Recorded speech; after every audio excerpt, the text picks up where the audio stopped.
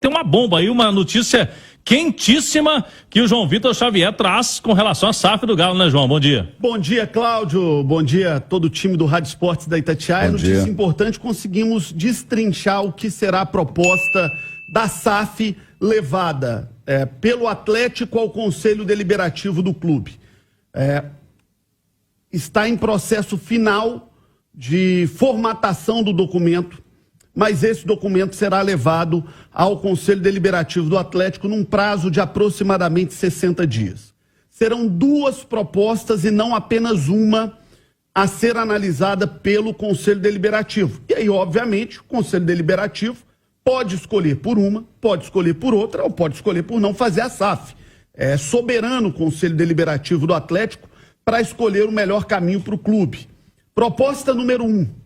O acionista majoritário faria um aporte de 800 milhões de reais no Atlético.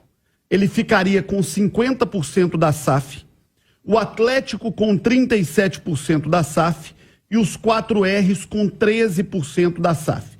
Claro que detalhes mínimos aí de 0,5% para lá, 0,5% para cá pode mudar, mas não mudando a questão dos 50% do acionista ele não teria, majoritário. Ele não seria majoritário. Ele é majoritário, mas ele não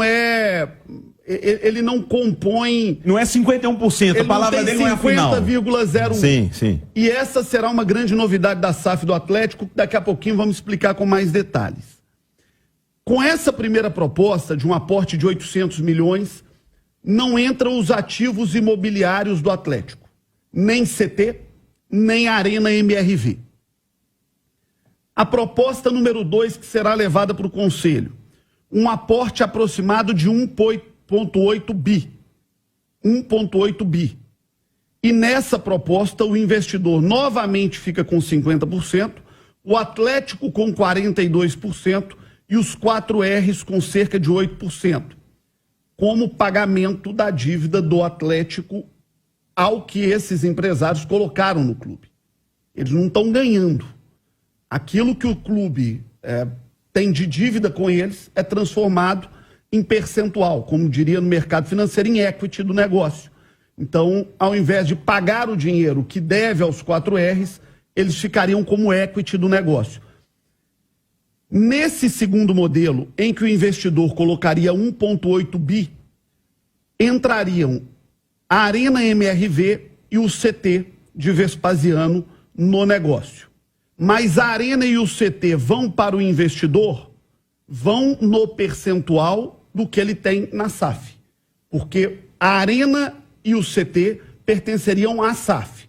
Então, se o investidor tem 50% da SAF, ele passa a ter 50% da Arena MRV e 50% do CT. O patrimônio imóvel do Atlético seria aderido à SAF, mas no percentual. Então, o Atlético, se o Atlético tem 42%, o Atlético tem 42% do CT e tem 42% também da Arena MRV. E aí, por que muda de 37 para 42 com os estádio e também CT? Porque não haveria um novo aporte dos 4Rs. Então, o valor desse aporte entraria numa diluição das ações. Então, diminui a ação dos 4Rs nesse modelo de 1,8 bi e aumenta o percentual do Atlético, porque eles não fariam um novo aporte de capital. Então, essa é a proposta que será levada para o Conselho Deliberativo do Atlético estudar. 1,8 bi entrando Arena e CT para a SAF. E aí, o investidor ficaria com metade da Arena, metade do CT, mas também está botando um aporte muito maior, 1,8 bi, ou 800 milhões sem participação da Arena e do CT, que ficariam com o clube social, com a sociedade que administra o Clube Atlético Mineiro e não o Clube Atlético Mineiro SAF.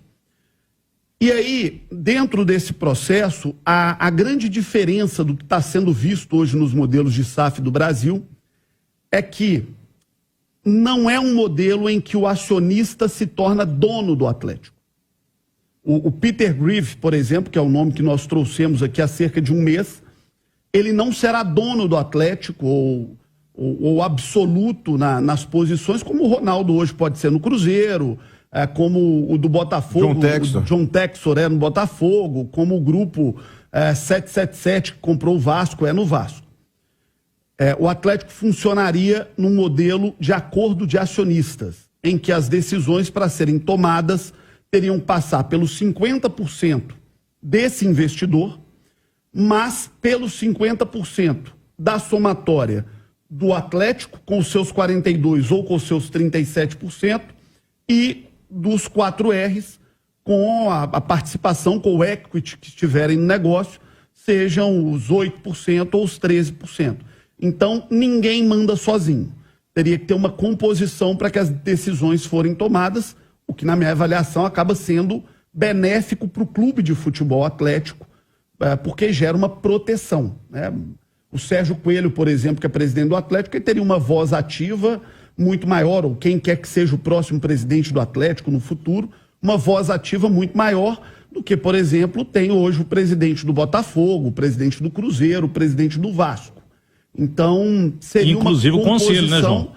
Seria uma composição em que o Atlético, o Clube Atlético Mineiro, essa instituição centenária, fundada no Parque Municipal, está ali na sede de Lourdes, com os seus conselheiros, com a sua torcida, com a sua representação, essa instituição teria uma presença muito maior na gestão do clube do que qualquer outra SAF vista até hoje no futebol brasileiro. Então, essas duas propostas vão para o Conselho Deliberativo do Atlético em cerca de 60 dias, e aí o Conselho Deliberativo do Atlético tomará a decisão se aceita a proposta 1 de 1,8 bi, indo uma participação do estádio e do CT, ou a proposta de 800 mil sem ir nada e esse patrimônio ficando exclusivo para o clube, ou também se o Conselho não aceita, não quer, e o Atlético segue em busca de outra proposta de SAF, ou não vai fazer SAF, o Conselho é soberano para decidir.